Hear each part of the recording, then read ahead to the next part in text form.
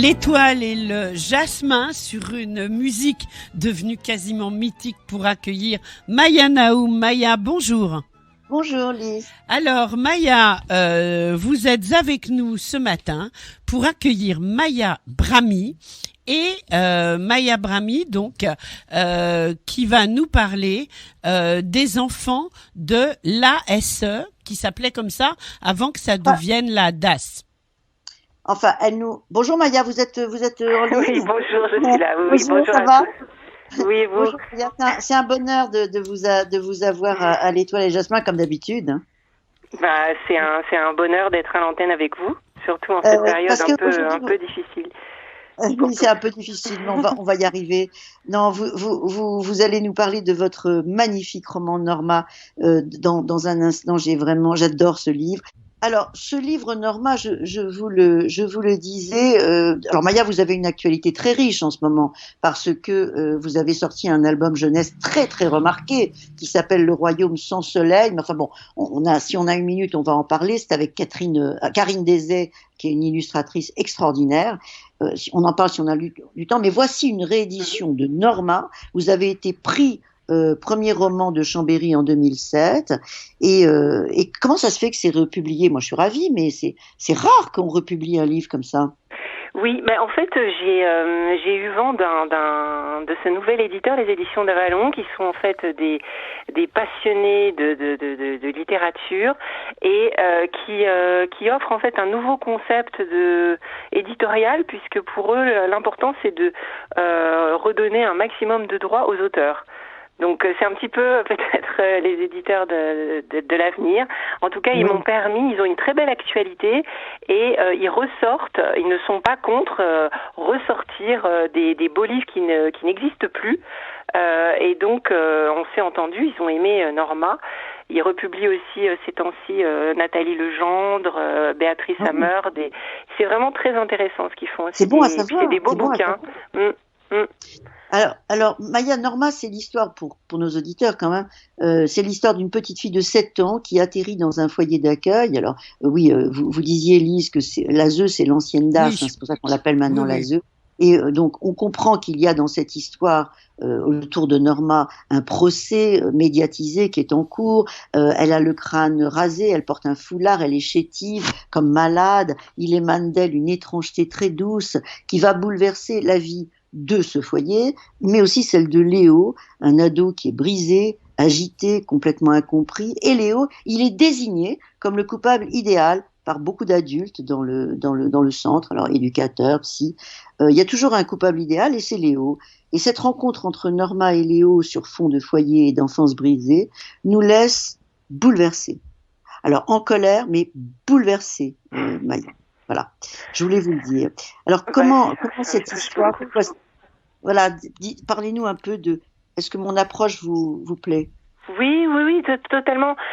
Quand j'ai écrit ce livre, qui est effectivement mon tout premier roman pour adultes, j'avais en fait envie de suivre un personnage qui est poursuivi par la poisse.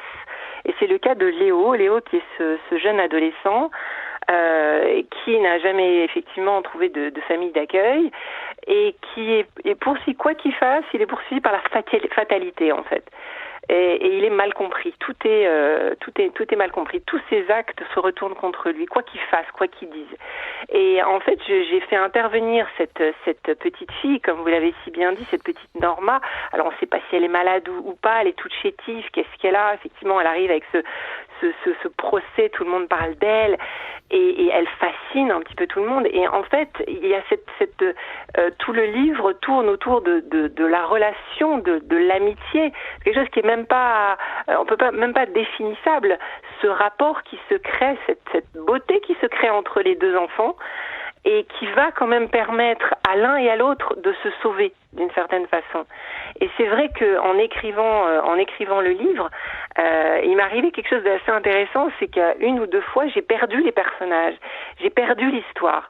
Et je me disais mais où est-ce qu'ils sont partis dans ma tête? Est-ce que je vais pouvoir continuer et finir d'écrire ce texte? Et à un moment il y a eu comme une clé, c'est-à-dire que je me suis aperçue que Norma, c'est l'anagramme de roman. Et une des clés de ce livre, c'est que Léo, bien sûr, il rencontre Norma, cette petite fille, mais aussi durant ce roman, il va découvrir le pouvoir des mots. Et il va se sauver en découvrant les livres et les mots. Et ça fait écho à tout ce que je fais et ce que je faisais déjà. J'allais beaucoup dans les écoles et je voyais beaucoup d'enfants en difficulté parce que je fais beaucoup d'ateliers d'écriture. Et je suis convaincue effectivement que quand on trouve les mots, quand on se permet de s'exprimer, quand on ouvre un livre, même si on a du mal à le lire, on est sauvé. Écoutez, voilà. Maya, je vais prendre une seconde pour lire le début parce que vous parlez des mots. Et voilà Léo qui parle. Le bleu des mots, explique l'adolescent. Des morts, répète la petite fille. Des mots, le bleu des morts. Mais tu en as de bonnes, toi. Ça veut dire quoi? Si tu appuies sur un bleu, ça lance, non? La petite le regarde interloquée. Pareil avec les mots. Ils font mal, c'est ça. Comme des bleus, insiste-t-il. C'est beau, hein? C'est magnifique, c'est vraiment magnifique. Et c'est ça le style de Maya Brahmi, c'est ça. Maya Brahmi, vous ne criez pas le chagrin, vous ne criez pas l'injustice, vous le murmurez pour nous. Et vous nous forcez à tendre l'oreille et à tendre le cœur. Et c'est là où il se fend le cœur avec vous. Vraiment. Ouais, alors, moi j'ai une question pour Maya Brahmi. Votre livre donc a fait l'objet d'un prix, est sorti déjà il y a quelques années, mais aujourd'hui on est en plein confinement, c'est pas prêt de s'arranger. Est-ce que, étant donné le thème de votre livre, ça n'a pas aggravé le confinement n'a-t-il pas aggravé la situation selon vous des enfants maltraités? Alors, je ne pourrais pas vous répondre vraiment. Je pense que c'est une situation, ça dépasse le confinement. Je crois que c'est ce que je disais lors de la conférence de la viso dimanche, et cette chance d'être invitée, c'est que je crois qu'au contraire, le livre, on parlait tout à l'heure du Royaume sans soleil, les livres sont là comme sauveurs, ils sont là comme fenêtres. Confinement ou pas, le livre peut arriver à la maison. Vous savez, il y a eu toute l'opération Click and Collect. On s'est battu, par exemple, avec la librairie Marouani pour que je puisse aller dédicacer mes livres. Mais avant, les gens ont pu précommander, se le faire dédicacer. Puis on est passé avec nos masques, on a dédicacé. Puis les enfants vont pouvoir recevoir le livre pour Hanouka. Donc je crois que c'est une véritable résistance. Mais je pense que c'est une résistance mondiale parce que effectivement, on est envahi par les écrans. Et moi, je le vois dans les écoles, dans les collèges, dans les lycées, où la lecture régresse, l'imagination régresse, la créativité régresse. Et c'est là où est l'énorme danger, pour moi, selon moi, pour les décennies et la suite, pour ces générations à venir. Des livres pour Hanouka, des livres achetés en librairie, surtout. Mais pas, oui, bien sûr, bien sûr. Bon, voilà. Bien sûr. Maya, je voudrais juste vous poser une question.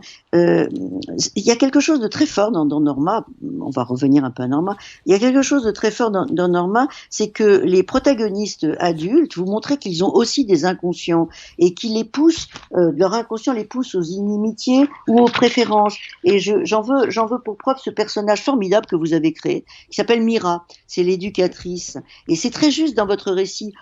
On désigne beaucoup les enfants, Léo c'est le coupable, Norma, c'est la victime d'une mère dont on ne va pas raconter l'histoire, mais il faut le lire, c'est formidable. Il y a un vrai sujet.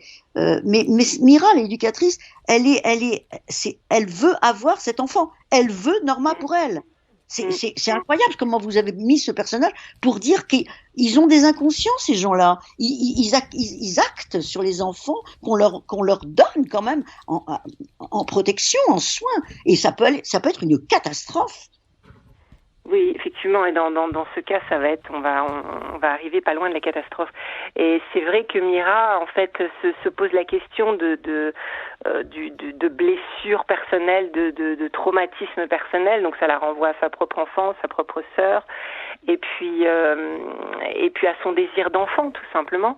C'est vrai que c'est une thématique après que j'ai fouillé dans d'autres livres, comme dans l'Inhabité. Et c'est une femme qui est en désir d'enfant et qui n'en a pas, qui n'a pas pu construire sa vie, qui peut-être ne peut pas avoir d'enfant, et elle rêve d'adopter cette petite Norma. Et alors que c'est totalement impossible. Elle est là pour s'en occuper. Elle doit pas mêler son affect avec avec son métier et elle en est incapable. Et d'ailleurs tous les adultes autour, que ce soit le psy fait des erreurs aussi. Enfin bon, je crois que la directrice a à peu près la tête sur les épaules dans ce centre, mais les autres sont complètement bouleversés et affectés finalement par la venue de cette petite fille. Oui, c'est-à-dire, au-delà de l'intrigue qui est très belle, il y a une vraie intrigue, Lise, dans ce livre. C'est un livre assez court, mais où il y a vraiment une intrigue sur le personnage de la mère de Norma, sur Léo. On va pas en dire plus parce qu'il faut le lire, mais les personnages secondaires, entre guillemets, sont, comme je le disais, porteurs d'inconscients incroyablement compliqués et complexes, et parfois, j'ose dire, criminels, parce qu'il se passe des choses aussi très graves dans les centres de l'ASE. Je vais pas vous l'apprendre. Et je voulais faire le lien avec votre thème, votre cher thème, qui est la maternité, puisque moi je vous ai découvert grâce à mon père, André Naoum, quand vous avez publié L'inhabité. Il était fou d'abord il était fou de votre écriture et il était fou de ce livre, donc il m'a fait lire tout de suite. Et L'inhabité, je trouve que je retrouve quelque chose en négatif chez ce personnage de Mira. Est-ce que vous êtes d'accord avec moi? C'est probablement vrai. Vous lisez à travers les lignes aussi, puis vous commencez à me connaître. Mais ce qui est étonnant, c'est que quand j'ai écrit ce livre, donc ça devait être 2004-2005, la problématique même d'avoir un enfant, de réussir à en avoir, du désir d'enfant, était extrêmement éloignée de moi. Donc ce qui est marrant, c'est que c'est presque prémonitoire, parce qu'après. Ouais. Effectivement, j'ai mis du temps à avoir ma fille et du coup je me suis mise à écrire sur ce sujet. Mais c'est marrant parce que c'est presque prémonitoire d'une certaine manière. Oui. Moi je l'ai senti comme ça en lisant et en réfléchissant à tout ça. Maya, vous nous parlez un peu de vos. On a un peu de temps. Est-ce que vous préférez nous parler de vos ateliers d'écriture ou revenir sur votre formidable livre jeunesse? Je vais peut-être en profiter pour parler du Royaume sans soleil. Oui. Les ateliers d'écriture, c'est vrai que les prochains, j'anime des ateliers d'écriture sous forme de stage au Musée d'art et d'histoire du judaïsme pour cause de confinement et compliqué. Le prochain en fait n'aura pas lieu avant le mois de juin, mais oui. il est ouvert à tous et je serai ravie donc. On en reparlera, on aura l'occasion. On en reparlera, voilà. Et le Royaume sans soleil, écoutez, c'est là aussi c'est un peu prémonitoire parce que c'est un conte écologique. Qui parle d'une petite princesse qui s'appelle Blanche et qui vit dans un royaume où il n'y a plus de ciel, où il n'y a plus de soleil, où il n'y a plus de lune, où il n'y a plus d'animaux. Et son rêve à elle, c'est d'apercevoir un oiseau voler dans le ciel. Et les oiseaux, elle n'en a entendu parler que d'une façon, c'est dans un livre qu'elle adore, qui raconte l'histoire de la princesse Sacagawea, qui est une princesse amérindienne qui a vraiment existé, qui a vécu au début du 19e siècle, fin 18e, début 19e siècle. Et voilà, son rêve, elle, c'est d'apercevoir un oiseau. Sachant que Sacagawea, ça veut dire la femme oiseau. Alors moi je propose une chose, proposer une chose. Est-ce que vous avez un site ou un blog, quelque chose sur lequel on peut avoir toute votre actualité, Maya Brami? Il y a un site qui n'est pas totalement actualisé, mais vous pouvez peut-être me retrouver. Peut-être le mieux c'est d'aller me voir sur ma page Facebook ou de suivre sur les réseaux sociaux, Instagram ou Twitter. Quel beau cadeau de Hanouka on a à faire cet après-midi. Oui, voilà. Donc là, on n'a plus le droit de dire j'ai pas le temps d'ici ce soir. On court à la librairie. En librairie. Voilà, grâce à nos deux Maya Naoum et Maya Brami. Hanouka Sameach à tous les Bramis. Oui. Et puis à Lise et à toute la radio. Oui, à tout le monde, à vous aussi. À tout le monde, à tous les auditeurs. Allez, plein de lumière, grosse bise. Au revoir.